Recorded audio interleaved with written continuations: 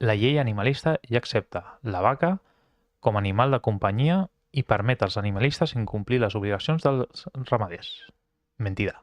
Això ho publica el director de Harry Sedal en la web. No diré que és una notícia perquè no és veraç, i les notícies han de ser veraces.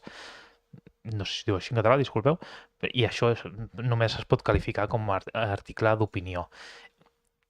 Fa afirmacions falses directament, com dir que la llei permetrà eludir automàticament les obligacions sanitàries que sí tenen els pobrets ramaders.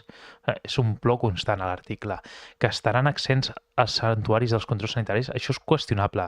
No diré fals, però molt qüestionable, perquè és una llei nova i les comunitats autònomes hauran de desenvolupar normes concretes, però res de que es podrà eludir els controls sanitaris. Això és fals. Que si el grau de risc sanitari és més elevat perquè es poden escapar malalties. A veure, on es poden escapar malalties i és un caldo de cultiu per malalties són les granges que estan a tope d'animals en condicions deplorables, com hem vist recentment en premsa. O sigui, aquí és bàsicament un exemple més del lamentable estat del periodisme en aquest país.